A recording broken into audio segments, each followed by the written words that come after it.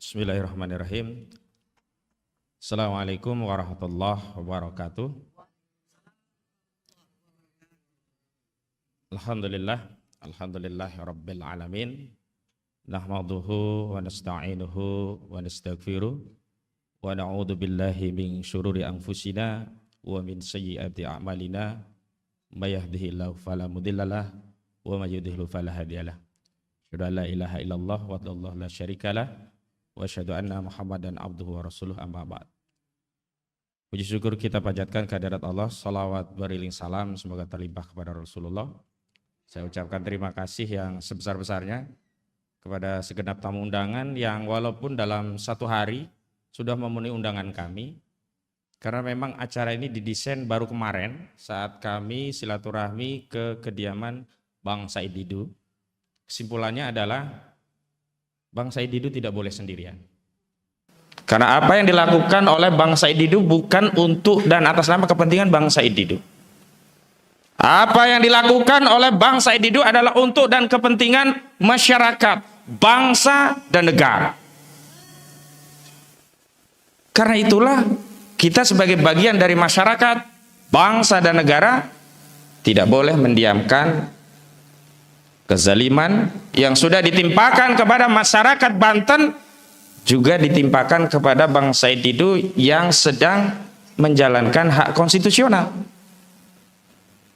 Tadi sudah disinggung, ini adalah hak konstitusional dan ada dua hak konstitusional yang sedang dijalankan oleh Bang Said Didu. Pertama, kemerdekaan menyampaikan pendapat yang dijamin dalam pasal 28 Undang-Undang Dasar 1945. Kedua adalah dalam perspektif akidah Islam. Nanti Buya Fikri bisa lebih merinci. Aktivitas yang dijalankan oleh Bang Said Didu itu adalah aktivitas dakwah amar ma'ruf nahi mungkar. Dalam Islam ini bukan hanya boleh, bahkan wajib.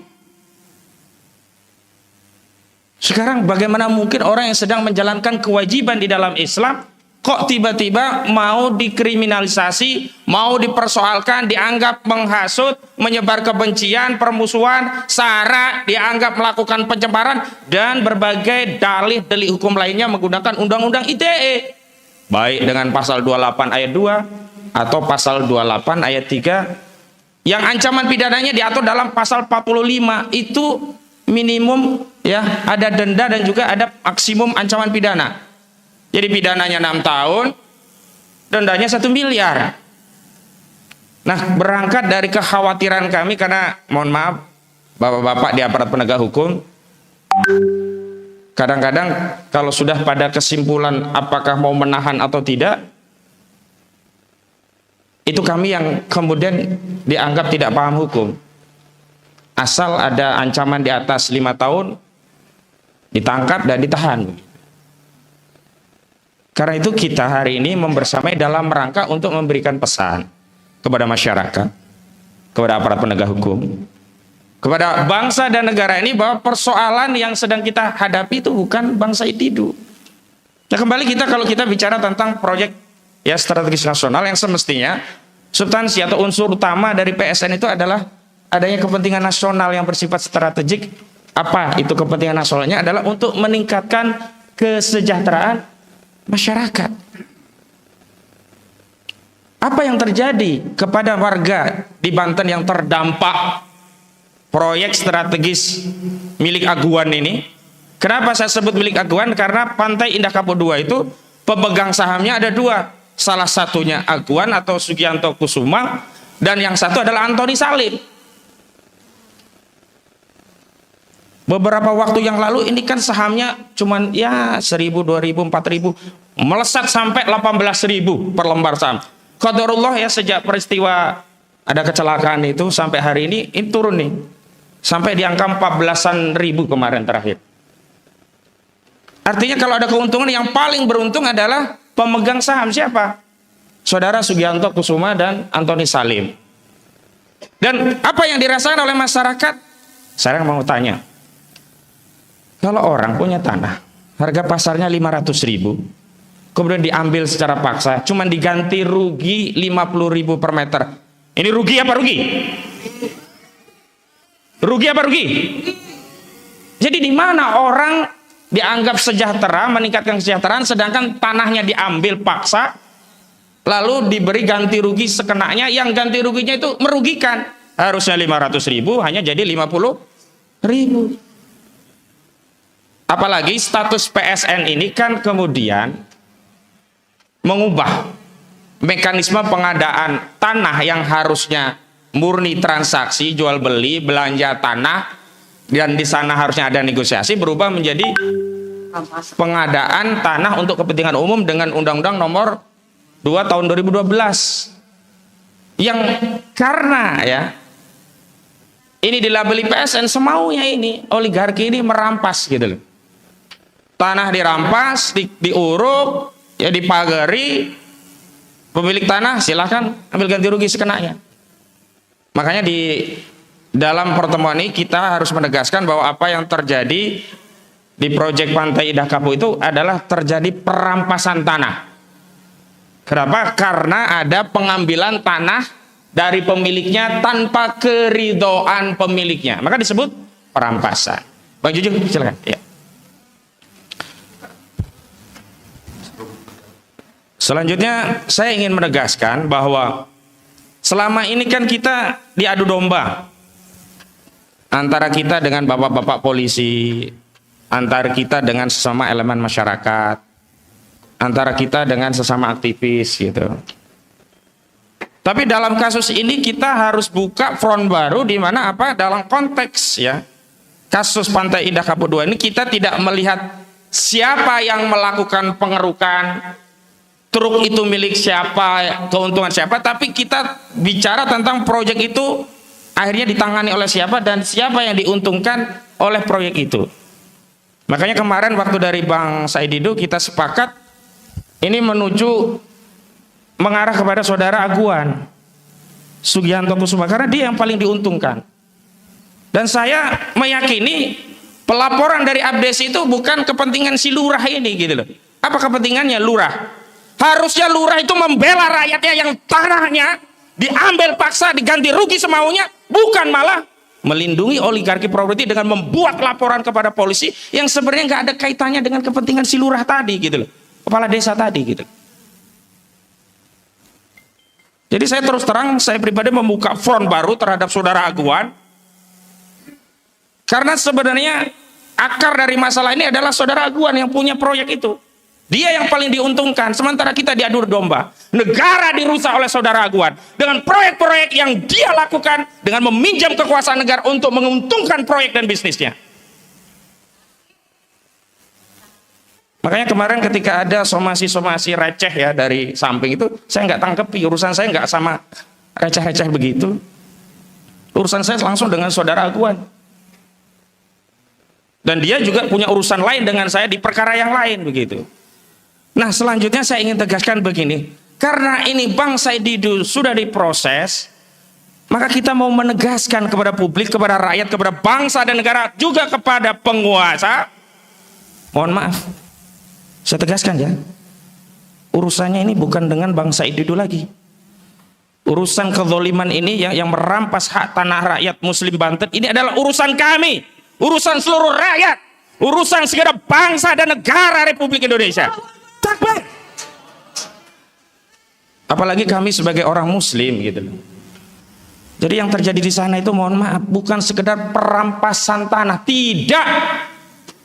Bahkan perampasan sejarah, perampasan spiritual, perampasan hak kita sebagai umat Muslim untuk bisa menjalankan aktivitas ibadah kita. Coba bayangkan, kampung-kampung nanti hilang, nggak ada surau, nggak ada masjid, berubah menjadi perumahan elit.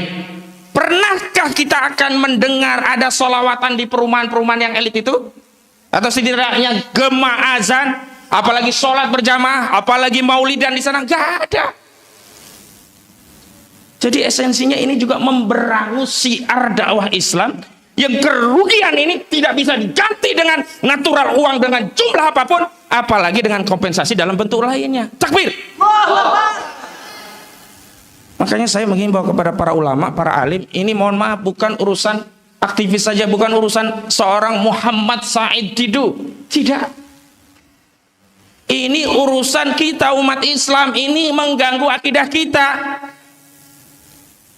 Makanya kemarin ketika ada berita Kompas yang menayangkan berita Aguan akan bangun satu masjid, saya langsung buat tulisan, itu hanya kamuflase. Kenapa? Potensi hilangnya masjid jauh lebih besar, syiar Islam jauh lebih besar ketimbang kamuflase satu masjid yang belum dibangun, baru akan. Saya juga ingin tegaskan dalam forum ini bahwa kita sebagai umat Islam punya tanggung jawab untuk membela Bang Said Didu, karena sebenarnya beliau sedang menjalankan kewajiban Islam, yakni ibadah dakwah di dalam Islam. Karena tegas Nabi Muhammad SAW bersabda, "Man ra'a minkum munkaron falyughayyirhu biyadihi, fa illam yastati fa bi lisanihi, fa bi lam yastati fa bi qalbihi, fadzalika ad'aful iman." Jadi kalau kita nggak bisa ya mengubah kemungkaran dengan lisan kita, ini lisannya ada tanggung jawab ini di akhirat. Apa yang mau kita sampaikan kepada Allah Subhanahu wa taala? Apa yang telah kau lakukan di tengah kezaliman? Padahal engkau memiliki ilmu, padahal engkau memiliki lisan, padahal engkau bisa melakukan tindakan yang bisa menghalangi atau bahkan menghentikan kezaliman itu. Tapi kenapa kamu diam? Kenapa kamu bungkam? Masya Allah. Ini bukan perkara sepele. Makanya kami sepakat mengambil alih advokasi terhadap kezaliman perampasan tanah di pantai Indah Kapuk II. Ini bukan lagi urusan seorang Said Didu, ini urusan rakyat, urusan umat, urusan kami semuanya. Maka saya titip pesan, hati-hati. Sekali lagi saya titip pesan, hati-hati. Jangan melakukan tindakan apapun kepada Bang Said Didu yang dapat memicu kemarahan umat Islam, dapat memicu ya tindakan-tindakan yang akan mengakibatkan bangsa ini jadi terbelah. Sudahlah, Bapak polisi, Bapak penegak hukum, sudah. Musuh kita itu korupsi, musuh kita itu Cina yang mau mengangkangi kedaulatan kita dengan dalih klaim Nine Dash Line. Padahal kita sudah punya kedaulatan berdasarkan UNCLOS, United Nations Covenant of Law of the Sea. Kenapa kita persoalkan Said Didu? Saya sudah dapat atensi dari banyak tokoh, banyak kalangan. Intinya semua sepakat ini bukan kasus Said Didu, tapi ini kasus kita. Maka kita berdiri sini, nanti di ujung kita akan membacakan pernyataan bersama dalam rangka mengambil alih kasus ini sekaligus menyelamatkan Bang Said Didu dari kriminalisasi yang dilakukan oleh sahabat. Saya tunjuk hidung saudara Aguan. Kenapa saudara Aguan? Karena yang diuntungkan dari proyek itu saudara Aguan selaku pemegang saham. Gak ada kepentingan itu abdesi itu. Dan saya ingatkan kepada aparat pejabat, Anda itu digaji oleh rakyat, bukan oleh Aguan. Maka Anda tegakkan amanah sesuai amanah jabatan, karena kita semua kelak akan kembali kepada Allah. Dan saat kita kembali kepada Allah, argumentasi bahwa yang kalian lakukan itu atas perintah Aguan tidak berlaku di hadapan Allah Subhanahu wa ta'ala. Terima kasih. Hari ini hadir banyak sekali. Ada Bang Juju Purwantoro, beliau ini ketua advokat yang juga mengadvokasi. Kemarin kami silaturahmi dengan beliau. Terima kasih Bang Juju atas kehadirannya. Ada Buya Fikri Bareno, beliau juga kita tunggu nasihat-nasihat agamanya tentang bagaimana mengadvokasi, dan ini merupakan tugas ulama. Innama yasalluha min ibadihil ulama. Sungguh yang paling takut di antara hambaku adalah ulama, dan ulama harusnya terdepan dakwah amar ma'ruf nahi mungkar, karena nggak ada yang ditakuti oleh ulama kecuali Allah Subhanahu wa ta'ala. Dan ada subhanallah hadir tengah-tengah kita Bang Edi Mulyadi. Kita tidak bisa meragukan beliau. Kalau kita masih bisa dipertanyakan karena belum mendapati resiko menjadi pejuang. Kalau beliau sudah nyantri berapa Bang? 7 bulan, Masya Allah, 7,5 bulan gitu. Tapi kita tidak berharap kita menghadapi seperti beliau. Mudah-mudahan kita semuanya dilindungi oleh Allah Subhanahu wa ta'ala. Saya ingin tegaskan satu hal, tidak ada yang bisa mencelakakan kita siapapun dan dari makhluk apapun tanpa izin dari Allah Subhanahu wa ta'ala. Jadi kalau di Lauhul Mahfuz kita dicatat kita selamat, tidak ada yang bisa mengganggu. Jangan ngarang takdir sendiri. Kalau saya berjuang nanti ditangkap polisi, kalau berjuang nanti usaha saya macet, kalau berjuang. Jangan ngarang takdir sendiri. Allah yang akan menyelamatkan kita. Allah sebaik-baik penolong kita. Jangan pernah takut kepada makhluk. Dia ada juga Ustadz Eka Jaya. Nanti membara ini beliau kalau orasi ini. Pokoknya di sini membara semua lah ya. Ada Anwar Silalai, ada yang lainnya saya sebutkan. Dan juga ada Bang Aziz Anwar, advokat persaudaraan Islam yang kita tanpa perlu saya menceritakan kiprah beliau pun kita semua sudah tahu bagaimana beliau. Dan di ujung tentu saja ada Bang Refli Harun yang ini juga di live-kan melalui Refli Harun Channel. Terima kasih Bang atas kesediaannya untuk merelay atau menyiarkan langsung. Karena memang saya yang bermohon-mohon ini. Saya kasih tahu bocoran aja. Saya yang bermohon-mohon, mudah-mudahan Refli Harun bisa ikut menyiarkan acara ini. Dan alhamdulillah, mudah-mudahan juga menjadi pahala jariah. Karena jangkauan dakwahnya lebih luas sehingga banyak umat rakyat yang tercerahkan. Dan mudah-mudahan ini menjadi bekal agar hari Selasa tanggal 17 November 2024 Bang Said Didu hanya diperiksa, tapi boleh pulang. Jadi silahkan saja kalau mau diperiksa, tapi tetap harus pulang. Demikian pengantar dari saya, kurang lebihnya maaf. Bila taufik walhidayah wal aukum minkum.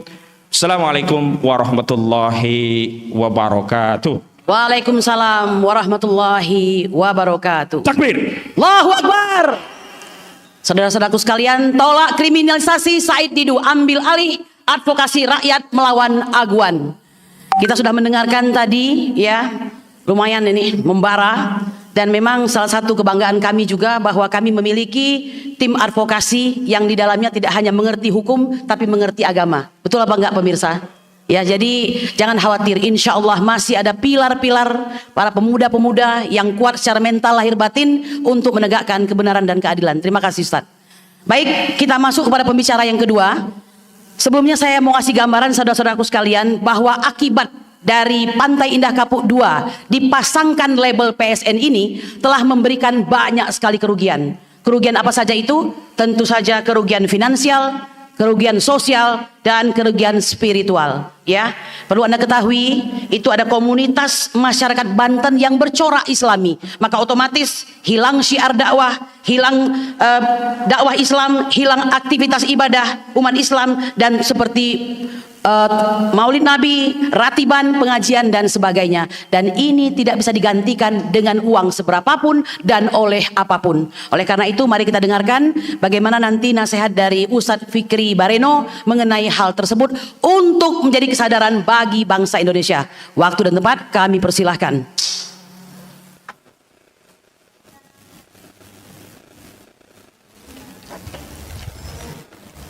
Assalamualaikum warahmatullahi wabarakatuh. Waalaikumsalam. Innal hamdalillah nahmaduhu wa nasta'inuhu wa nastaghfiruh wa na'udzu billahi min shururi anfusina min sayyiati a'malina. May yahdihillahu fala mudilla lahu wa may yudlil fala hadiyalah. Asyhadu an la ilaha illallah wahdahu la syarikalah wa asyhadu anna Muhammadan abduhu wa rasuluh. Allahumma salli wa sallim ala Muhammad wa ala alihi wa sahbihi ajma'in, amma ba'd. Saudara-saudara sebangsa setanah air yang saya hormati, lebih-lebih khusus kepada teman-teman yang hadir, para tokoh, para aktivis, para ustadz-ustadz, karena banyaknya saya tidak sebutkan nama satu persatu. Yang pasti hari ini banyak sekali teman-teman kita yang punya perhatian terhadap persoalan bangsa yang telah disuarakan oleh Bang Said Didu ini. Maka saya kutip satu ayat dari Al-Quran. Bismillahirrahmanirrahim.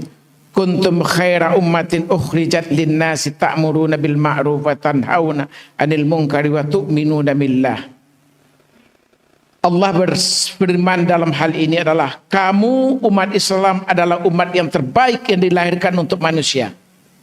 Karena kamu menyuruh berbuat baik, menyuruh berbuat ma'ruf, dan mencegah dari yang mungkar, dan beriman kepada Allah.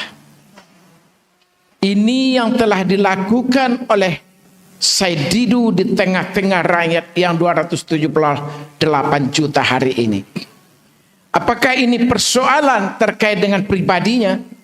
Ternyata ini adalah persoalan bangsa ini, persoalan umat Islam yang ada di negeri ini, persoalan juga seluruh rakyat di negeri ini. Karena pembelaan kepada mereka yang tertindas itu bukan hanya kewajiban individu daripada Said Didu, dan juga tidak hanya kewajiban individu para ulama dan para ustadz, tetapi agama Islam telah mengajarkan seluruh kaum muslimin, rakyat negeri ini yang boleh jadi Islamnya mungkin 220 juta, punya kewajiban untuk amar ma'ruf nahi munkar. Lalu kita lihat lagi bagaimana pesan-pesan Allah kepada nabi-nabi terdahulu. Bapak dan Ibu, ternyata seluruh agama yang ada di dunia ini memerintahkan kepada rasul-rasul terdahulu jauh sebelum Nabi Muhammad turun ke muka bumi. Karena Nabi Adam, Nabi Musa, Isa, semuanya diperintahkan oleh Allah untuk melakukan amar ma'ruf nahi munkar di tengah-tengah umatnya. Dan hari ini kita telah menyaksikan betapa ada seorang tokoh yang punya perhatian terhadap persoalan PIK2 kita. Lalu dia dipanggil, kalau saya tidak salah hari Selasa besok ya Ustaz ya. Dipanggil hari Selasa besok. Dan perlu kita tegaskan, pemanggilan kepada Said Didu ini pun menurut kami boleh jadi ini adalah juga merupakan pelanggaran terhadap konstitusi. Kenapa? Karena menyampaikan pendapat di depan umum adalah hak konstitusi setiap warga negara Republik Indonesia ini. Jadi kami, para ulama, para tokoh, para aktivis, para orang masyarakat yang peduli dengan bangsa dan negara hari ini, kita akan mengambil alih bahwa pembelaan kepada PIK2 yang Pantai Indah Kapuk, yang hari ini kita menyaksikan bangsa Didu dikriminalisasikan, itu kepada kita semua yang hadir hari ini. Dan tidak hanya kita yang hadir tentunya, seluruh rakyat Indonesia, kepada mereka yang peduli dengan bangsa dan negara ini, mereka yang ingin negeri ini ingin lebih baik, maka semuanya akan mengambil alih dan akan punya perhatian terhadap persoalan PIK2 ini, dan tidak akan berhenti meskipun adanya pemanggilan kepada bangsa Didu ini. Oleh sebab itu saya perlu sampaikan, kita secara Islam telah diajarkan setiap individu kita punya kewajiban untuk amar ma'ruf nahi munkar secara internal agama Islam kita. Tadi telah saya sampaikan, ternyata tidak hanya Islam, seluruh agama diperintahkan untuk beramar ma'ruf nahi munkar, untuk melakukan kebaikan di tengah umat, bangsa dan negara. Dan hari ini telah dimulai, telah dimotori oleh bangsa Didu. Tentunya kita semuanya akan membela dan akan mendukung beliau. Takbir! Di samping itu saya ingin menyampaikan bahwa pembelaan, kenapa kita membela persoalan PIK2 ini, setelah kita kaji-kaji, setelah kita baca dari media sosial dan peraturan perundang-undangan dan lain-lain, ternyata PIK2 ini lokasinya tidak begitu didetailkan, sehingga mempunyai kemungkinan untuk melebar, meluas, dan sementara ada di sana hak-hak milik rakyat seperti yang kepemilikan daripada negara, misalkan sungai, jalan, masjid, kemudian hutan dan lain-lain, itu merupakan milik daripada bangsa dan negara, dan itu semuanya tentu akan dirampok secara kasar, akan diambil secara kasar oleh mereka yang hari ini mempunyai kewenangan memperoleh hak daripada pengelolaan daripada PIK2 itu. Inilah makanya kita menyampaikan bahwa kita menyerukan kepada rezim, kepada Bapak Presiden Prabowo yang baru saja berkuasa hari ini. Mari kita sampaikan Pak Prabowo supaya mempunyai perhatian khusus terhadap persoalan PIK2 ini. Karena kita tahu, kita menyaksikan bahwa banyak tanah-tanah negara yang berpotensi untuk dirampas. Dan di samping itu yang menyedihkan kita lagi adalah karena beribu-ribu hektar tanah-tanah rakyat dihargai dengan yang sangat murah. Maka disinilah pentingnya kita sebagai bahagian daripada warga bangsa dan negara ini melakukan pembelaan kepada mereka yang ada di PIK 2 di sana itu. Kenapa? Karena boleh jadi mereka yang memiliki, karena diintimidasi dengan segala persoalan, lalu mereka akan melepaskan hak-haknya dengan mudah begitu. Dan tentu akan berpotensi bagaimana melahirkan kemiskinan-kemiskinan. Inilah kita sampaikan kepada Pak Prabowo, Presiden yang belum lama dipilih ini, agar mempunyai perhatian khusus terhadap persoalan PIK 2. Sehingga PIK 2 ini karena pertama telah menelan korban jiwa. Dan yang kedua ini berpotensi akan memiskinkan rakyat-rakyatnya. Dan yang ketiga juga akan berpotensi sekali pantai-pantai mulai dari Pantai Indah Kapuk itu sampai ke Anyer itu akan dimiliki oleh pribadi-pribadi, oleh perusahaan-perusahaan. Dan harusnya pantai itu adalah menjadi milik publik. Dan kita akan menjadi orang yang akan sangat susah untuk mendapatkan yang tadinya itu adalah milik publik, milik kita bersama-sama, ketika itu telah dikuasai sebagai PSN ini, Proyek Strategis Nasional 2 ini.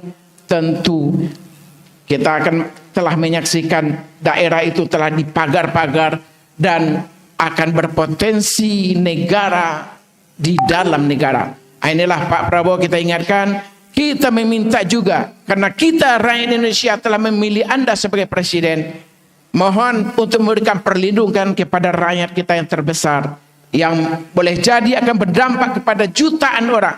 Ekonominya akan hancur, kemudian pekerjaannya akan hancur, tempat tinggalnya akan hancur, kemudian histori daripada kepemilikan dia, lokasi dia, yang ini yang mempunyai nilai strategis, nilai luar biasa, tentu sangat menyedihkan. Mungkin itu yang dapat saya sampaikan.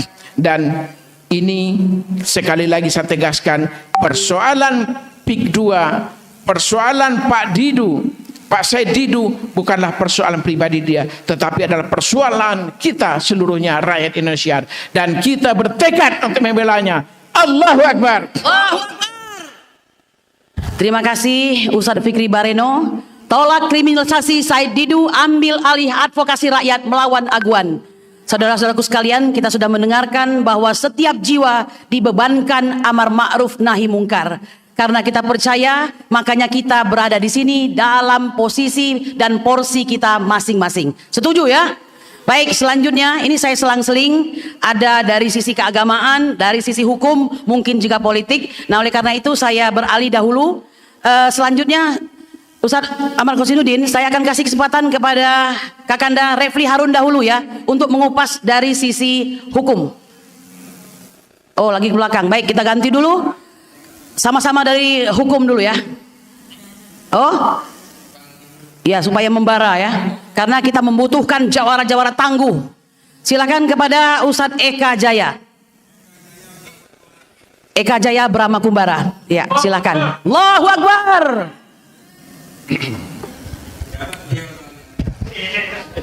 Bismillahirrahmanirrahim. Assalamualaikum warahmatullahi wabarakatuh. Alhamdulillah, salatu wassalamu ala rasulillah Muhammad Sayyidina Muhammad ibni Abdullah wa ala alihi wa sahbihi wa man wala, la hawla wa la quwata illa billah, amma ba'd. Hari ini kita berkumpul ya dalam rangka pembelaan kita kepada saudara kita Bang Said Didu yang dikriminalisasi dalam rangka membela hak-haknya. Ini menjadi satu kemirisan buat kita bersama. Ya. Ada orang yang mencoba untuk menegakkan kebenaran, ya, untuk mempertahankan haknya, tapi dikriminalisasi. Dan yang melaporkannya ini aparat lagi, aparatur pemerintah, aparat desa, abdesi, yang seharusnya dia bisa menjadi pelindung untuk warganya. bukan menjadi pelindung bagi oligarki ataupun sekelompok orang yang ingin mencari keuntungan pribadinya. Maka dari itu kita sebagai anak bangsa tergerak untuk bisa membantu, membersamai apa yang berlaku terjadi pada saudara kita tersebut. Tadi sudah dibacakan ayatnya oleh Ustadz Buya Fikri Barino, wal takum minkum ummatan yad'una ilal khair wa ya'muruna bil ma'rufin wa yanhauna 'anil munkar wa ulaika humul muflihun. Ya, hendaklah ada segolongan kalian, segolongan di antara kalian untuk melakukan kebaikan, untuk melakukan kebaikan, mencegah daripada kemunkaran. Wa ulaika humul muflihun, dan mereka itulah orang-orang yang beruntung. Ini janji Allah. Jadi orang yang melakukan amar ma'ruf nahi munkar, inilah adalah orang-orang yang beruntung. Nah, ini yang sudah dilakukan oleh Bang Said Didu, dan kita ingin juga menjadi orang yang beruntung, maka kita harus ikut bersama untuk melakukan amar ma'ruf nahi munkar. Maka dari itu, kepada segenap komponen bangsa, kepada segenap anak bangsa yang masih mempunyai rasa idealisme, nasionalisme, ayo saatnya kita bergerak bersatu. Kita melawan kezoliman-kezoliman yang ada di depan mata kita. Ya, dengan rencana proyek strategis nasional tapi merugikan rakyatnya sendiri. Ini persis sama dengan Israel ini. Mencaplok negara orang untuk bikin negara mereka sendiri. Tapi ini sayangnya di Indonesia, ya, tanah airnya sendiri dicaplok tapi buat orang lain. Dan kemarin kawan-kawan sudah bergerak ke sana. Ternyata bukan PIK 1, PIK 2, sudah ada PIK 3. Ini sudah berdiri, kawan-kawan sudah investigasi, sudah ngobrol, bahkan sudah bertanya kepada satpamnya. Ya, ini PIK 3, siapa yang ada di situ? Rumah Raffi Ahmad. Ya, nggak mungkin orang-orang Banten punya rumah di situ. Kenapa? Mewah-mewah. Ini digusur semua. Saya heran. Kalau ada dari Abdesi melaporkan, apa tugas Abdesi sebetulnya? Melindungi rakyatnya, melindungi warganya, atau melindungi segelintir oligarki? Kepada para pendekar Banten, ayo. Ormas-ormas di Banten begitu banyak. Mana rasa nasionalis Anda? Mana jiwa idealisme Anda? Apakah kalian mau biarkan Banten dirampok, dijajah kembali? Bertanya dalam diri kita, hai para pemuda-pemuda yang ada di sana, hai para jawara-jawara yang ada di sana, hai para aktivis-aktivis yang ada di sana, bersatu, bantu saudara Said Didu yang akan berjuang mempertahankan haknya dan mempertahankan daripada rakyat Banten itu sendiri. Allahu Akbar. Jangan cuma bisa diam saja. Hai para ulama, hai para kiai, hai para habaib, kobarkan semangat perjuangan ini untuk mempertahankan negara kesatuan Republik Indonesia. Jangan anteng-anteng dengan pilkada. Jangan kita mau dipecah belah dengan pilkada. Lihat kemaslahatan yang lebih besar. Negara ini sedang terancam. Negara ini akan dieksodus. Negara ini akan dikuasai oleh mereka yang tidak pernah berjuang untuk mengusir penjajah dari negara kita. Mereka asik menikmati kemerdekaan, mereka asik menikmati kekayaan Indonesia, sementara mereka tidak pernah berjuang untuk mengusir penjajah dari negara kita. Allahu Akbar. Coba bayangkan bagaimana para tokoh-tokoh Banten, Pangeran Tirtayasa, Sultan Agung, mereka akan nangis ketika tanah-tanah leluhur mereka dirampok, dirampas oleh mereka yang ingin mempunyai kepentingan sendiri. Mana para pejuang-pejuang yang lainnya? Jangan sia, jangan diam beribu bahasa.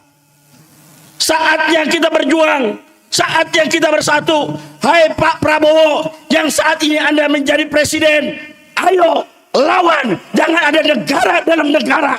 Allahu Akbar. Kami beri kesempatan Anda 6 bulan untuk bisa menyelesaikan ini semua. Kalau tidak, jangan salahkan rakyat bergerak untuk melawan pemerintahan Anda, saudara. Allahu Akbar.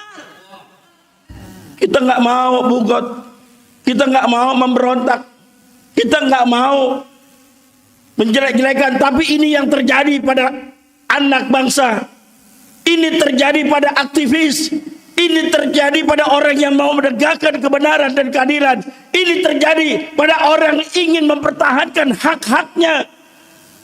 Saat ini bukan individu daripada Said Didu, bukan, tapi ini udah kepentingan bangsa, ini udah kepentingan rakyat banyak. Maka negara harus hadir di tengah-tengah rakyat.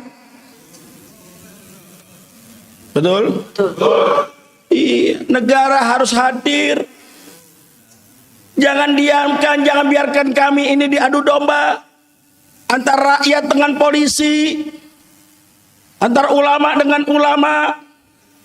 Baru rencana bikin masjid saja, baru rencana mau bikin masjid, tapi sementara berapa masjid yang sudah akan digusur, berapa banyak aktivitas pengajian yang sudah digusur, berapa banyak semangat spiritual yang sudah dimatikan dan dipadamkan.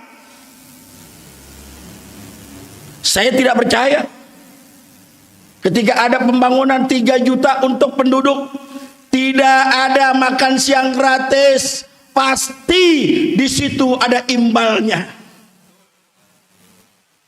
Maka dari itu ayo bersatu, kuatkan ukhuwah, kuatkan persatuan. Sekali lagi kepada Presiden Prabowo, Anda harus hadir di tengah-tengah rakyat Anda. Anda harus hadir di tengah-tengah konflik yang mendera rakyat Anda. Bagaimana kemarin di Banten, bagaimana kemarin begitu banyaknya kawan-kawan kita yang saat ini sedang ditangkap, 22 orang sudah ditahan. Kami berharap ini menjadi perhatian kita semua. Kepada rakyat Banten, ayo bersatu. Saatnya kita mempertahankan hak-hak kita. Saatnya kita membela hak-hak kita. Saatnya Banten maju bersama untuk menegakkan, menjaga kedaulatan negara kesatuan Republik Indonesia. Wallahul muwaffiq ila aqwamit thoriq. Assalamualaikum warahmatullahi wabarakatuh. Waalaikumsalam warahmatullahi wabarakatuh. Ustadz Eka Jaya, tolak kriminalisasi Said Didu, ambil alih advokasi rakyat melawan aguan. Allahu Akbar. Jadi terpancing ya jiwa kita untuk berorasi kembali ya. Saudara-saudaraku sekalian, untuk selanjutnya ini kita beralih selang-seling ya, biar kita mendapatkan betapa ketidakadilan ini sesungguhnya ditolak oleh agama ya, oleh agama dan oleh hukum. Nah, oleh karena itu kalau bicara hukum, kami panggilkan rekan kami Advokat Anwar Silalahi, Putra Medan. Ya, tolong bagaimana Anda menyangkapi hal tersebut begitu? Silakan. Baik, terima kasih Kak Kurnia atas waktunya.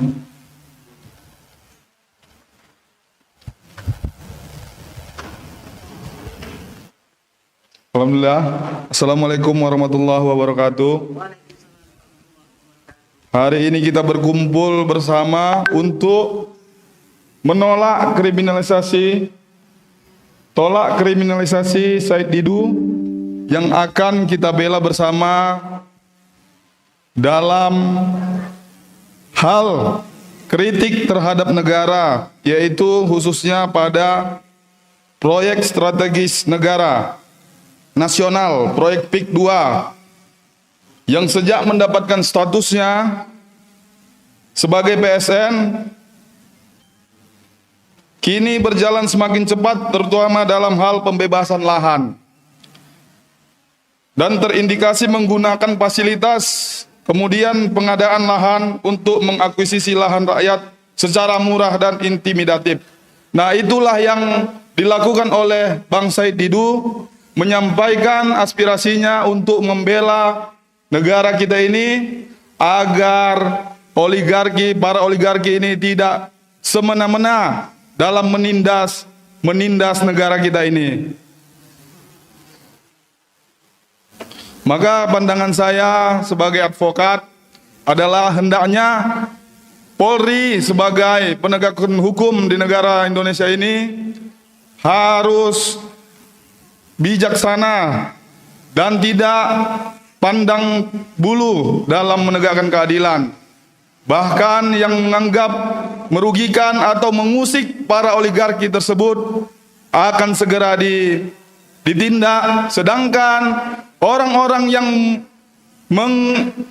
mengharapkan keadilan seakan-akan tidak digubris sama sekali. Terima kasih. Begitu, sekian dari saya. Assalamualaikum warahmatullahi wabarakatuh. Waalaikumsalam warahmatullahi wabarakatuh. Bicaranya nggak panjang, yang penting siap untuk membela, betul ya? Siap. Oke, selanjutnya tadi sempat terhalang, saya kasih kesempatan untuk Bang Aziz Yanuar. Ya, kita melihat beliau sibuk akhir-akhir ini. Coba kita pengen lihat kira-kira apa yang akan beliau sampaikan sehubungan dengan tolak kriminalisasi Said Didu. Silakan Bang Aziz. Oke. Baik, terima kasih. Assalamualaikum warahmatullahi wabarakatuh. Terkait dengan kasus Pak Said Didu saat ini, saya dan tim sebenarnya kami semua di sini menyayangkan di rezim yang baru ini dugaan kriminalisasi penggunaan instrumen hukum atas hal-hal atau pihak-pihak yang memang ya menyuarakan pendapat yang kemudian bertentangan dengan kepentingan oligarki kemudian dikriminalisasi. Ini menurut saya yang patut kita sayangkan, dan suara ini harus sampai kepada istana, ya, kepada pemegang tampuk kekuasaan, supaya hal ini tidak berlanjut dan tidak menjadi presiden buruk ke depannya. Khawatirnya kalau awalnya sudah begini, maka kelanjutannya akan terulang lagi. Dan ini 5 tahun, ini membahayakan untuk umat, untuk masyarakat. Ini yang saya harus sampaikan untuk mengawali pernyataan ini. Kemudian yang kedua adalah saya mau, karena dari sisi hukum, tapi saya coba mau sampaikan sisi yang sederhana aja. Nggak perlu ribet. Mungkin ini kenapa sih? Mungkin ada yang bilang, oh iya benar Pak Said Didu itu memang provokasi. Jangan lupa, Pak Said Didu ini adalah salah satu pemilik lahan di daerah tersebut. Jadi secara legal standing, dia berhak untuk memprotes ya dugaan-dugaan penggunaan instrumen PSN, ya. PSN sendiri itu sendiri kita pertanyakan. Kenapa? Karena PIK 2 yang memang menjadi salah satu masuk ke dalam PSN itu ternyata mayoritas itu dikelola oleh PT PANI, di mana mayoritas dari PT PANI itu pemiliknya adalah diduga Agung Sedayunya Aguan dan juga Salim Grupnya Antoni Salim. Nah, kemudian digunakan untuk kepentingan-kepentingan yang tentu saja bisnis. Kan begitu. Namanya juga kan pengusaha. Nah, maksud saya bagaimana bisa ya Pak Said Didu yang secara individu memiliki legal standing di situ menyuarakan keberatannya atas masuknya lahan dia, kemudian dikelola oleh masuk dalam PSN tersebut, ya. Rugi dong. Kenapa? Ya, satu, dalam PSN itu kita tahu sendiri ganti ruginya akan sangat murah. Diduga seperti itu. Yang kedua, dugaannya adalah NJOP yang turun. Kemudian yang ketiga adalah penggusuran paksa yang diduga akan terjadi. Di situ ada intimidasi, ada kriminalisasi, dan segala macam yang negatif. Ini yang diprotes oleh Pak Said Didu. Kemudian dia dilaporkan atas penyuaran-penyuaran pendapat yang seharusnya dilindungi oleh undang-undang. Harusnya suara masyarakat yang dirugikan tadi itu kemudian ditampung oleh masyarakat, oleh pemangku kekuasaan, termasuk yang diduga pelapor ini, bukan malah mengkriminalisasi kemudian melaporkan dia. harusnya dipanggil, ditanya apa kerugiannya. Dia sebagai perwakilan dari penguasa, kemudian membantu menyelesaikan masalah ini, bukan malah mempermasalahkan apa yang jadi masalah dari rakyat itu sendiri. Ini menurut saya sudah penggiringan opini yang negatif juga terhadap Pak Said Didu yang harus kita lawan.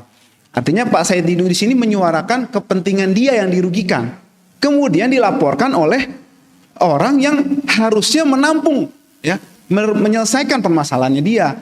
Ini menurut saya hal yang ironis yang masyarakat harus tahu kemana harus mengadu lagi kalau penguasanya seperti ini gitu loh.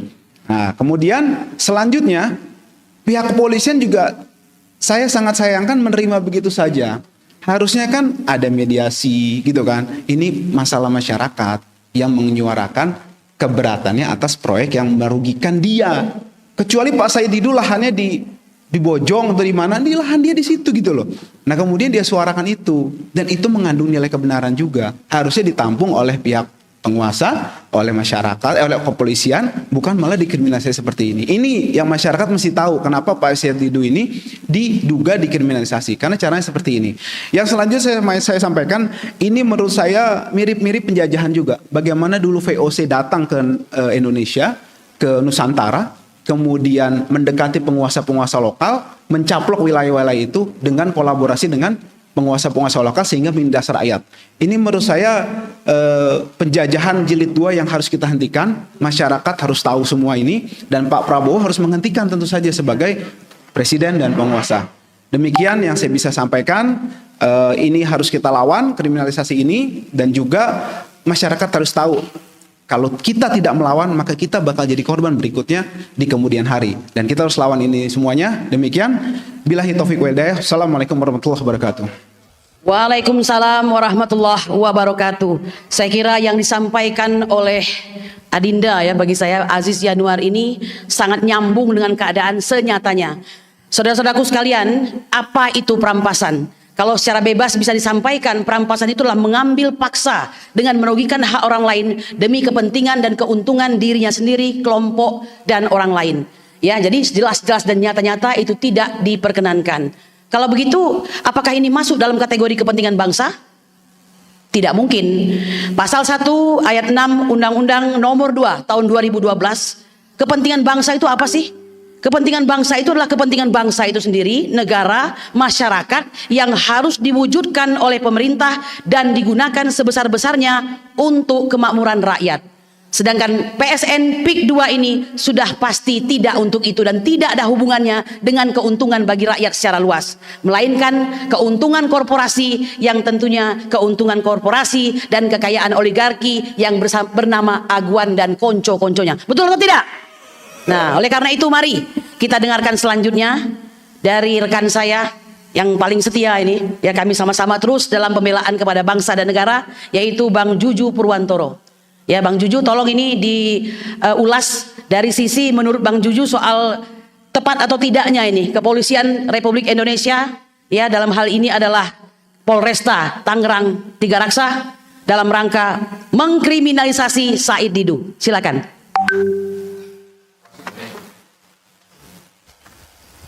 Assalamualaikum warahmatullahi wabarakatuh. Masih atas kesempatannya rekan saya Kurnia dan senior saya dan rekan-rekan advokat di belakang.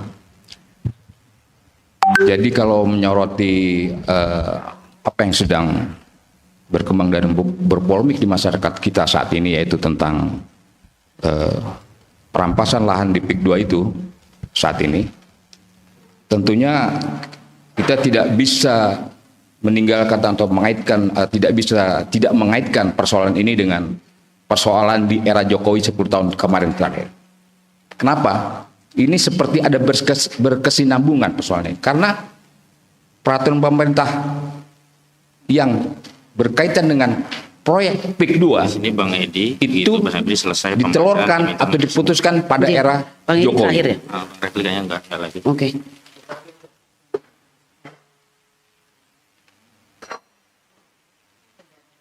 Jadi kalau saya bisa kutip, ya, Permenko ini di tahun 2023 itu nomor 7 2023 Dilanjutkan nomor 6 tahun 2024. Jadi kedua peraturan Menteri Koordinator Perekonomian ini ditelurkan pada era Joko Widodo.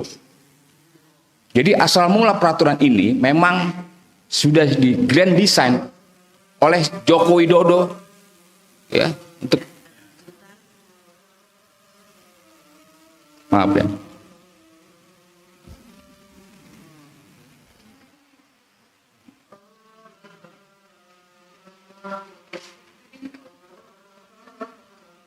Break ajan dulu ya.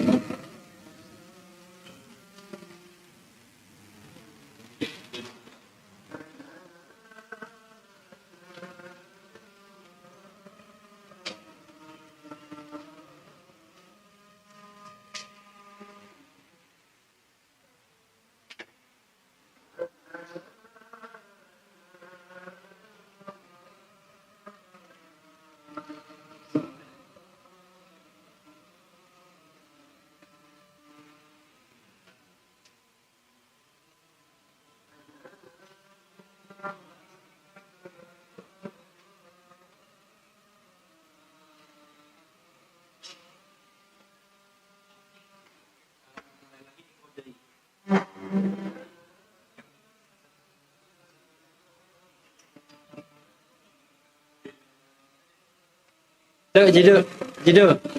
Kalau mulai nanti kodein lagi. Kalau sudah selesai di situ.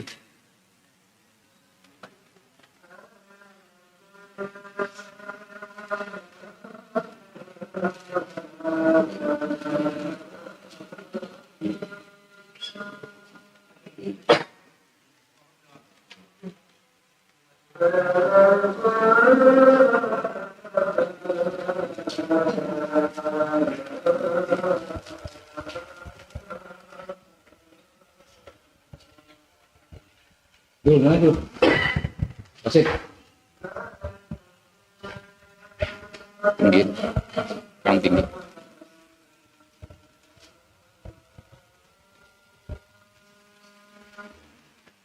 Terlalu rendah.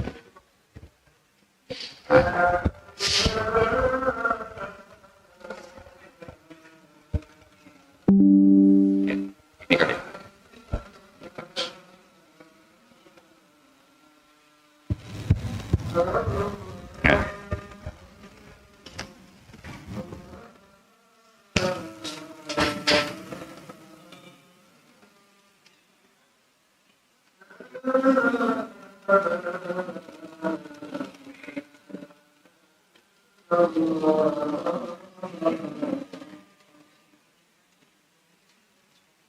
Ya, itu boleh.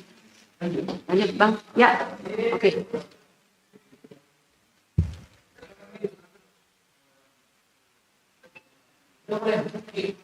Ya. Ya, saya lanjutkan. Jadi kita coba mengacu kepada kejadian-kejadian di era pemerintahan Jokowi pada saat itu 10 tahun gitu ya. Ya. Itu kelihatannya penegakan hukum ya. Itu sangat pincang. Di mana sasarannya atau objek penegakan hukum itu lebih ya disasar kepada kaum oposisi, ulama, aktivis begitu. Kepada kaum oposisi, dan ini kelihatannya kok di awal-awal pemerintahan Prabowo sudah kelihatannya akan berlanjut seperti ini. Dengan pertama ada kasusnya siapa? Ex-menteri itu, ya, ex-menteri yang diperiksa juga itu, Lembong. Pertama Lembong di awal tahun ini, di awal periode pemerintahan Prabowo, ya. Kemudian akan berlanjut walaupun dalam taraf penyidikan, yaitu Bapak Said Didu, kan begitu. Tentunya kita berharap terhadap komitmen seorang Presiden Prabowo di awal-awal itu, di awal-awal pemerintahannya, beliau akan ya, tegak lurus gitu, kepada penegakan hukum. Siapapun yang terindikasi melakukan pelanggaran hukum akan diperiksa, ya, diadili, ya, tidak pandang bulu, kan begitu juga. Oleh sebab itu walaupun kita beranggapan ya, menganggap bahwa ada ya, para menterinya, ada mungkin perkiraan kita ada lebih dari 10 orang yang terindikasi kasus hukum pada masa lampau, ya mungkin harus diperiksa juga kan begitu. Seperti itu.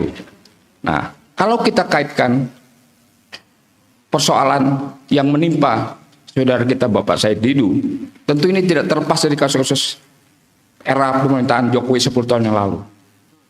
Sepertinya terkesan era pemerintahan Prabowo ini jangan sampai melanjutkan kebijakan-kebijakan Jokowi ya, yang sangat diskriminatif, tidak mengenal hukum, tidak pandang bulu pada siapapun yang kira-kira bertolak belakang atau berlawanan dengan kebijakannya, itu diperiksa, dipenjarakan seperti itu.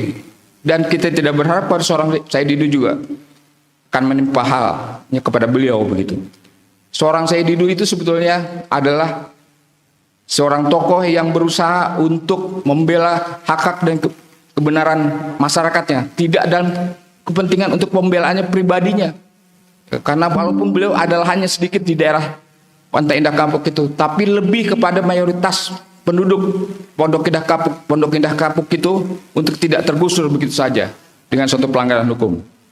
Seperti misalnya saya kutip ya, sebetulnya di dalam Perpres nomor 52 tahun 2022 tentang penanganan dampak sosial kemasyarakatan atas tanah diidentifikasikan sebagai tanah musnah. Ya, klausulnya seperti ini, tanah musnah dalam rangka pembangunan untuk kepentingan umum. Nah, apakah wilayah Pondok Indah Kapuk itu dianggap sebagai tanah musnah? Sementara jelas konglomerat si Aguan dan kawan-kawan itu akan membuat atau memperlakukan tanah di Pondok Indah Kapuk itu adalah untuk pembangunan developer real estate-nya yang sebagian besar sekian ribu hektar itu. Jadi apa pengertian tanah musnah sini? Tidak jelas begitu ya. Sehingga dampak sosial kemasyarakatan untuk pelaksanaan pembangunan kepentingan umum itu seperti apa definisi daripada peraturan presiden itu. Nah, ini semua kelihatan terjadi kontroversial ya antara ketentuan-ketentuan peraturan presiden ya, Perpres maupun keputusan Menteri Kepmen terhadap undang-undang di atasnya, terutama pada pasal 33 Undang-Undang Dasar 45 ya, segala tanah dan kekayaan alam di dalamnya itu digunakan untuk sebesar-besarnya kemakmuran rakyat. Ini jelas-jelas berlawanan dengan UUD 45 seperti itu. Dan fenomena ini terhadap saudara kita Bapak Said Didu yang hari depannya akan diperiksa, kita wajib mengawal ya, membersamai beliau dan ikut, terutama dari kita teman-teman dari advokat begitu. Jangan sampai beliau kembali lagi dikriminalisasi terhadap seperti tokoh-tokoh yang terdahulu. Demikian pendapat saya sementara ini. Terima kasih. Assalamualaikum warahmatullahi wabarakatuh. Terima kasih rekan senior kami, rekan advokat Juju Purwantoro. Semoga terus diberi umur panjang untuk membela para tokoh, ulama dan umat yang senantiasa dikriminalisasi. Amin, amin ya rabbal alamin. Narasumber yang kami hormati dan audiens sekalian, ada perkataan yang sangat tenar ya dari Edward Snowden. When you exposing crime, then treat as a committing crime, it's a sign that you lead by criminal. Kira-kira artinya Anda mengekspos sebuah kejahatan seperti yang dilakukan oleh Pak Said Didu itu, tapi dinyatakan sebagai orang yang berkomitmen terhadap kejahatan, itu sebuah tanda. Apakah sebuah tanda? Ya, saya tidak memastikan ini. Pertanyaan untuk semua, apakah kita sedang dipimpin oleh kriminal? Kalaupun kata-kata itu benar, tentu itu tidak diperuntukkan untuk pemerintahan saat ini, karena pemerintahan ini baru dimulai. Ya, kita mengetahui ini fakta bahwa rezim Jokowi adalah rezim yang cukup bengis, Ya, kepada siapapun yang bertolak belakang terhadap beliau tidak segan-segan untuk dikriminalisasi, minimal dipolitisasi, kan begitu. Nah, oleh karena itu ini merupakan sign juga bagi kita untuk senantiasa saling berjabat tangan satu dengan yang lain, kompak untuk menjaga para pahlawan bangsa yang kebetulan tumbuh di masa ini. Jadi pahlawan itu di setiap masa ada, Pak. Dahulu pahlawan kemerdekaan, pahlawan mempertahankan kemerdekaan, dan hari ini adalah pahlawan kembali mempertahankan kemerdekaan. Setuju? Baik. Tolak kriminalisasi Said Didu pada akhirnya sampai juga di akhir daripada pembicara, ya. Oleh karena itu kami minta kepada sang pendobrak IKN yaitu Bang Edi Mulyadi untuk memberikan katakanlah tanggapannya dan pernyataannya mengenai apa yang terjadi terhadap Said Didu. Silakan, Bang. Allahu Akbar.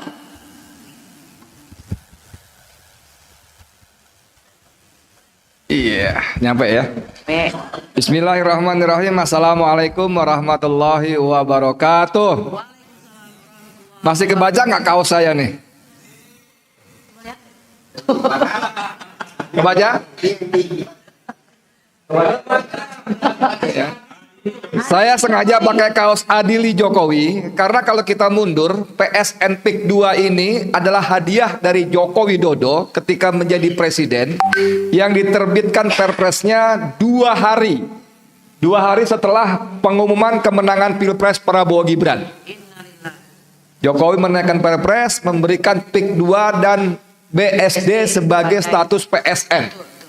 Dan kita menenggarai kuat bahwa ini adalah balas jasa Jokowi atas jasa Agwan dan kawan-kawan memenangkan Pilpresnya. Karena kita tahu Pilpres itu memakan dana yang sangat-sangat besar. Di samping di luar bansos uang kita, uang rakyat, uang APBN yang digelontorkan secara brutal untuk memenangkan kelompok yang ini. Dan hadiahnya adalah PSN. Dan setelah itu kita kemudian mengetahui bagaimana rakyat Banten khususnya menjadi terzalimi, ya. Saya sempat debat kecil dengan rekan Ahmad Hosinuddin ketika dia menggunakan istilah rakyat dirampas tanahnya. Saya bilang enggak lah, kan rakyat dibayar walaupun harganya murah. Itu namanya dirampas. Perampasan adalah pengambil alihan hak dari orang yang tidak ridho. Nah, kalimatnya begitu. Saya sempat debat tapi iya benar juga dia. Makanya saya bilang oh iya oke benar. Jadi dirampas tanahnya. Nah, ini adalah dosa waris Joko Widodo. Salah satu saja. Ada rempang. Ya. Dia baru bicara soal PSN aja ya. Belum dosa-dosa yang lainnya. Seperti kata Ahmad Hosinuddin lagi. Kok saya pulang balik referensinya dia terus ya? Tempo hari kita bikin acara, Ahmad Hosinuddin mengatakan kalau dokumen dosa-dosa Jokowi kepada bangsa dan rakyat Indonesia ini ditumpuk, maka akan mencapai rembulan. Ngeri sekali nggak? Rembulan. Itu diulang sama siapa namanya? Dia pertama bilang langit, lalu mencoba dikoreksi oleh Profesor Muhammad Amin Rais sampai langit-langit. Bukan Prof, kata Ahmad. Bukan, ini bukan langit-langit, ini sampai langit, sampai rembulan. Dasar sekali manusia satu ini. Oke, sekarang kita balik ke soal Said Didu. Alhamdulillah teman-teman sekalian, warga negara Republik Indonesia yang berakal waras, berotak cerdas dan berhati nurani yang masih hidup ya. Masalah ini, masalah Said Didu sudah bergeser. Sudah bergeser. Kemarin kita kumpul dengan sejumlah tokoh dan sepakat rakyat Banten khususnya mengambil alih kasus ini. Jadi kali ini tanggung jawab seperti kata MC kita yang luar biasa, merdeka. Belum merdeka kata dia. Kurnia Karyani itu bahwa advokasinya sudah diambil alih menjadi milik publik. Dan sejak 2 hari yang lalu sejumlah tokoh sudah bikin video-video pendek ya. Ada Saganda Nenggolan, ada Napoleon Bonaparte, ada Habib Muhsin, ada bahkan Din Samsudin, Mahfud MD, saya dan yang lainnya bikin intinya we stand with Said Didu. Karena kita tahu Said Didu yang selama 6 bulan lebih konsisten istiqomah berjuang membela hak-hak rakyat Banten yang dirampas, yang terzalimi, tidak boleh berjuang sendirian. Tidak boleh kita biarkan sendirian.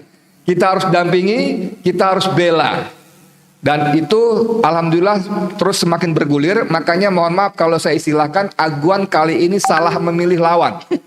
Ya, salah memilih lawan karena Said Didu memang punya track record dalam hal perlawanan. Ya, dulu ketika Meikarta ada gejala-gejala seperti ini juga dia bunyi kencang dan alhamdulillah dengan izin Allah Meikarta gagal total, mangkrak. Ya, kemudian ketika Rempang rame-ramenya Said Didu tiba-tiba ada di sana. Saya ngomong-ngomong, bang kenapa nggak ajak saya gitu kan ya. Dia keliling pakai mobil bak terbuka, ketemu dengan warga segala macam, memberikan advokasi. Dan hari ini di Banten juga begitu. Ada sebagian orang mengatakan kepada saya bahwa terang aja saya Didu kenceng, kan tanahnya di sana 10 hektar. Makanya dia suara kenceng. Saya bilang kalau tanah dia 10 hektar di sana kenapa? Nggak boleh suara kenceng. Dia membela hak-hak dia, kalaupun ngomong soal 10 hektar tanah dia.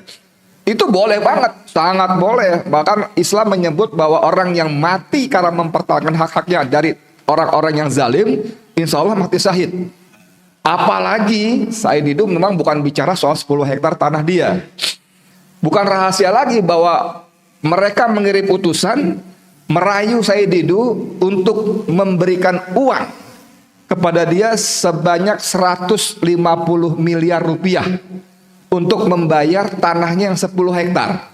Itu artinya setiap meter persegi dibayar 100,5 juta rupiah. Padahal kita tahu mereka membayar tanah hanya 50.000 rupiah. Ada yang 40, ada yang 30.000. Jadi tanah Said Didu dibayar 30 kali lipat lebih mahal. Dengan syarat diam, berhenti bunyi gitu. Dan ternyata Said Didu tidak menolak. Tidak menolak tawar itu, tapi marah besar. Dia marah besar kepada orang utusan itu. Dia bilang, sini handphonenya, saya rekam. Sampaikan pesan ini, wahai Aguan. Wah, dia sebut nama tuh dalam rekamannya itu ya. Wahai Aguan, kalau kamu bayar tanah rakyat minimal 1 juta per meter, maka tanah saya ambil. Gratis, nggak usah dibayar. Jadi kepada orang-orang yang nyinyir, yang hatinya dengki, yang kurang piknik, dengar ini baik-baik. Said Didu tidak berjuang untuk dirinya sendiri, ya. Bahkan dia merelakan tanahnya 10 hektar ambil oleh pengembang asal rakyat dibayar tanahnya 1 juta per meter minimal. Nah, teman-teman sekalian, penonton semua channel, semua channel banyak banget ya. Jadi kita memang tidak boleh membiarkan seorang Said Didu berjuang sendirian, ya. Alhamdulillah. Ini semakin bagus. Tanggal 19 November besok, insya Allah Selasa, jam 11, Said Didu akan kembali diperiksa di Polresta Tiga Raksa, Tangerang. Dan seperti yang sudah-sudah, karena kasusnya sudah naik dari penyelidikan ke penyidikan, tidak selalu sih, tapi yang sudah-sudah, maka si terperiksa akan menjadi tersangka dan akan langsung ditahan. Mudah-mudahan tidak benar. Ya, tapi dugaan seperti itu. Makanya kita beri dukungan, pendampingan. Bukan demo ya. Selasa 19 Oktober jam 10 kita datang ke sana sama-sama mendampingi Said Didu. Kita bukan berdemo, kita mendampingi Said Didu, kita berikan dukungan penuh bahwa ini perjuangan seluruh rakyat semesta. Wah, ya. Bukan perjuangan Said Didu saja, tapi perjuangan seluruh rakyat semesta. Dan kita juga sudah tidak tedeng aling lagi kemarin. Hari Sabtu kemarin sudah ada kesepakatan bahwa 19 November dideklarasikan sebagai hari perlawanan rakyat terhadap Aguan. Kok Aguan? Iya, kita nggak ngomong oligarki lagi, kita ngomong Aguan. Karena Aguan adalah sekarang representasi oligarki yang dengan kekayaannya, dengan hartanya yang sangat berlimpah ruah, dia merasa bisa melakukan apa saja, ya. Termasuk membeli aparat desa, aparat keamanan yang seragamnya ini, seragam itu, semuanya dia merasa bisa beli. Belum lagi pejabat ini, pejabat itu, dia merasa bisa beli. Tapi dia lupa bahwa ada rakyat Indonesia yang masih berakal waras, yang masih punya semangat jihad dan yakin dengan firman Allah yang dikutip oleh Buya Fikri Barino tadi, a'udzubillahi minasyaitonirrajim, kuntum khaira ummah. Engkau adalah umat yang terbaik, ukhrijat linnas, yang diturunkan bagi manusia. Ta'muruna bil ma'ruf wa tanhauna 'anil munkar wa tu'minuna billah. Jadi menjadi umat yang terbaik menurut Allah itu bukan karena kita kaya raya, Bukan karena ganteng, cantik, punya ilmu pengetahuan hebat segala macam, bukan, tapi karena kita ta'muruna bil ma'ruf, kita melakukan, menyeru kepada kebaikan, dan yang paling utama mencegah kemungkaran. Dan itu semua didasari oleh iman pada Allah. Bukan ingin disebut hebat, berani, pahlawan dan sebagainya. Kita bersama-sama insya Allah semua yang ada di sini dan semua yang menonton channel-channel ini, channel-channel perjuangan, ada Bang Edi Channel, Refli Harun Channel, Egi Sujana, Mimbartuk, Arif Pabarip, Salwa, banyak semuanya yang lain ya. Ya banyak ini semuanya. Jadikan 19 November sebagai titik balik perlawanan rakyat terhadap kekuasaan oligarki yang sangat zalim, dan wabil khusus kepada aguan. Siap semuanya ya? Insya Allah. Allahu Akbar. Assalamualaikum warahmatullahi wabarakatuh.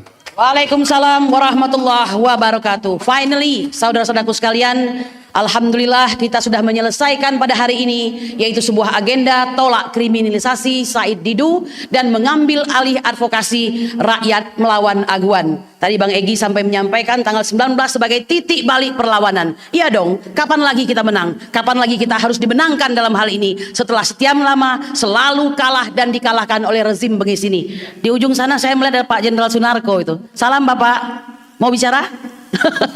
Masih ada waktunya Tan? Pak Jenderal Sunarko monggo. Ya, baik, nanti ikut pernyataan ya Pak ya. Saudara-saudaraku sekalian, saya akan mengakhiri acara ini. Kami mengambil kesimpulan dari acara yang telah kita sampaikan ini, meminta kepada pemerintahan Prabowo Subianto ya untuk membatalkan status PSN PIK 2 dengan mengembalikan kedaulatan kepada rakyat. Dan jangan lupa KPK, Kejaksaan Agung segera lakukan penyelidikan dan penyidikan terhadap PIK 2 ya, terhadap hal-hal menyangkut salah guna wewenang, perbuatan melawan hukum, menguntungkan oligarki, korporasi dan diri sendiri sebagaimana dalam ketentuan pasal 2, pasal 3 Undang-Undang nomor 31 tahun 1999 Jungto Undang-Undang nomor 20 tahun 2001 tentang tindak pidana korupsi. Dan terakhir tentu saja tolak entitas negara dalam negara. Allahu Akbar. Baik, selanjutnya saya minta Ustadz Ahmad Qasiduddin untuk memimpin pernyataan bersama. Baik. Bismillahirrahmanirrahim. Ya. Bismillahirrahmanirrahim. Pernyataan bersama advokat, tokoh dan ulama nasional tentang lawan kriminalisasi terhadap Said Didu. Bersama rakyat kami ambil alih advokasi melawan aguan sang oligarki properti PIK 2. Sebagaimana dikabarkan media, Muhammad Said Didu akan kembali diperiksa oleh penyidik Polres Kabupaten Tangerang di Tiga Raksa pada hari Selasa tanggal 19 November 2024. Sehubungan dengan aktivitasnya menggunakan hak konstitusional untuk berpendapat di muka umum sebagai bentuk advokasi publik atas terjadinya kasus perampasan tanah rakyat berdalih proyek strategis nasional yang terjadi di Pantai Indah Kapuk 2. Berkenaan dengan hal itu, kami advokat, ulama dan tokoh nasional menyampaikan sikap dan pandangan hukum sebagai berikut. Pertama, proyek strategis nasional adalah proyek dan atau program yang dilaksanakan oleh instansi pemerintah dan atau badan usaha yang memiliki sifat strategis untuk peningkatan pertumbuhan dan pemerataan pembangunan dalam rangka meningkatkan kesejahteraan masyarakat dan pengembangan daerah. Pantai Indah Kapuk 2 tidak memenuhi kualifikasi sebagai proyek strategis nasional karena tidak bertujuan untuk meningkatkan pertumbuhan dan pemerataan pembangunan dalam rangka meningkatkan kesejahteraan masyarakat dan pembangunan daerah. Proyek PIK 2 tidak ada hubungannya dengan upaya peningkatan kesejahteraan masyarakat dan pembangunan daerah, melainkan hanya proyek oligarki properti yang bertujuan menciptakan lahan bisnis untuk membangun properti demi tujuan keuntungan atau laba korporasi yang hanya meningkatkan keuntungan bagi para pemegang saham. Kedua, rakyat yang terdampak proyek PIK 2 tidak akan mendapatkan keuntungan karena bukan pemegang saham. Sebaliknya, rakyat terdampak dirugikan karena dipaksa menyerahkan lahannya dengan dalih dibebaskan untuk kepentingan umum. Kerugian yang dialami rakyat meliputi kerugian finansial, kerugian sosial hingga kerugian spiritual. Kerugian spiritual berupa hilangnya syiar dakwah Islam, hilangnya aktivitas ibadah umat Islam, hilangnya syiar maulid, ratiban, pengajian, hingga sholat berjamaah karena lokasi terdampak akan digusur dan dijadikan kawasan perumahan elit yang berdampak pada hilangnya masjid, musola, hilangnya perkampungan dan komunitas masyarakat Banten yang coraknya Islami, yang mana nilai kerugiannya tidak bisa dikompensasi dengan nominal uang berapapun jumlahnya atau dengan kompensasi berapapun dan dalam bentuk apapun, apalagi hanya dengan rencana aguan membangun satu masjid. Ketiga, praktik pembebasan lahan PIK 2 yang menggunakan metode pengadaan lahan untuk kepentingan umum hanya diganti rugi dan dititipkan secara konsinyasi di pengadilan bagi yang menolak, bertentangan dengan Undang-Undang Nomor 2 Tahun 2012 tentang pengadaan tanah untuk kepentingan umum, junto Undang-Undang Nomor 6 Tahun 2023 tentang Cipta Kerja. Dalam ketentuan pasal 1 ayat 6 Undang-Undang Nomor 2 Tahun 2012 tentang pengadaan tanah untuk kepentingan umum, ditegaskan bahwa kepentingan umum adalah kepentingan bangsa, negara, dan masyarakat yang harus diwujudkan oleh pemerintah dan digunakan sebesar-besarnya untuk kemakmuran rakyat. Sementara itu, proyek PIK 2 bukanlah proyek untuk kepentingan umum. Karena bukan untuk kepentingan bangsa, negara, dan masyarakat yang harus diwujudkan oleh pemerintah dan digunakan sebesar-besarnya untuk kemakmuran rakyat, melainkan hanya untuk kepentingan korporasi properti, untuk tujuan sebesar-besarnya kemakmuran dan kekayaan oligarki properti, aguan, dan konco-konconya. Alhasil, proyek PIK 2 tidak boleh dilabeli PSN. Lalu cara membebaskan lahannya menggunakan ketentuan Undang-Undang Nomor 2 Tahun 2012 tentang pengadaan tanah untuk kepentingan umum, yang langsung mengambil tanah rakyat tanpa negosiasi dengan dalih untuk kepentingan umum. PIK 2 murni proyek swasta, tidak ada kaitannya dengan kepentingan negara, sehingga status PSN yang diberikan negara harus dicabut karena bertentangan dengan undang-undang. Ketiga, kerugian yang dialami negara berupa munculnya entitas negara dalam negara, berupa kawasan perumahan eksklusif, dan berkurangnya potensi pendapatan negara dari sektor PPH dan BPHTB dalam peralihan hak atas tanah karena dampak status PSN proyek PIK 2 adalah salah satu pelanggaran hukum yang terkategori korupsi dengan menyalahgunakan wewenang atau melakukan perbuatan melawan hukum yang menguntungkan diri sendiri, orang lain, atau korporasi yang dapat menimbulkan kerugian keuangan negara, sehingga wajib diproses secara hukum oleh institusi berwenang dengan ketentuan-ketentuan dan atau pasal 2 atau pasal 3 Undang-Undang Nomor 31 Tahun 1999 junto Undang-Undang Nomor 20 Tahun 2001 tentang tindak pidana korupsi. Keempat, Saudara Muhammad Saididu dalam kasus ini hanyalah seorang warga negara yang sedang menjalankan aktivitas menyampaikan pendapat di muka umum yang merupakan hak konstitusional yang dijamin oleh pasal 28 Undang-Undang Dasar 1945.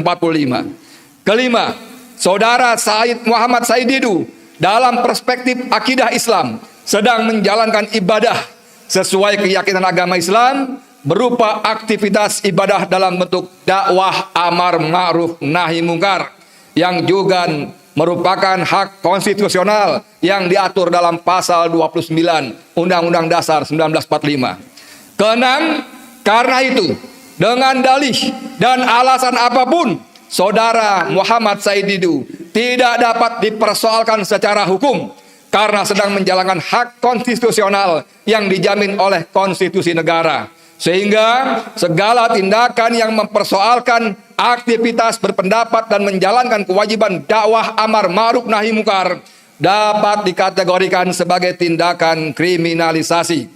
Ketujuh, kami menolak upaya kriminalisasi terhadap Saudara Muhammad Saididu.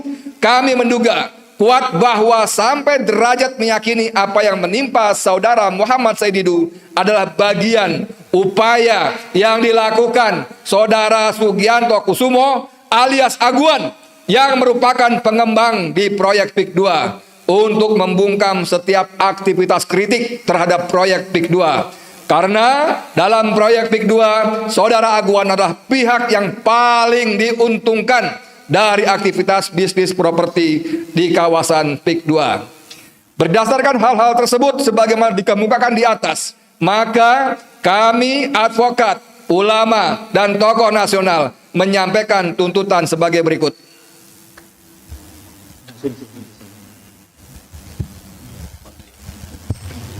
Pak Narko, nah tuntutan Pak Narko. Pak Narko.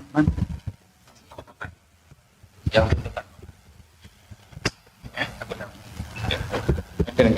Satu, kami menuntut kepada pemerintah CQ Presiden Prabowo Subianto untuk segera membatalkan status PSN pada proyek PIK 2 dan mengembalikan kedaulatan tanah seluruh rakyat Indonesia.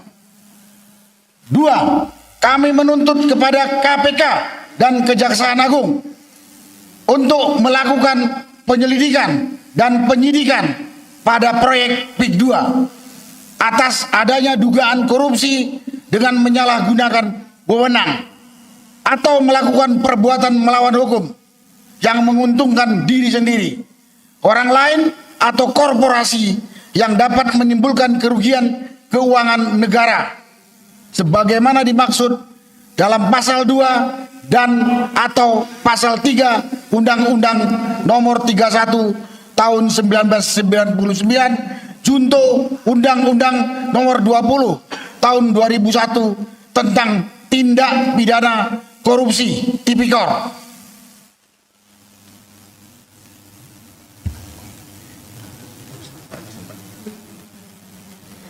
Tiga, kami menuntut agar Kepala Kepolisian Negara Republik Indonesia CQ Polres Kabupaten Tangerang untuk segera mengakhiri kriminalisasi terhadap Saudara Muhammad Said Didu. Takbir!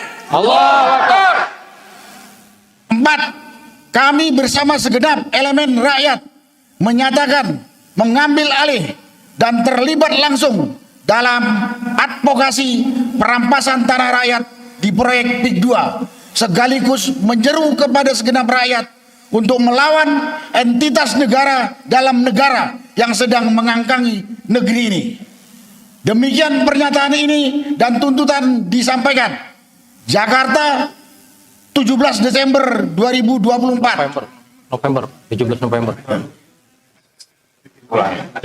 Jakarta 17 November 2024. Takbir! Allahu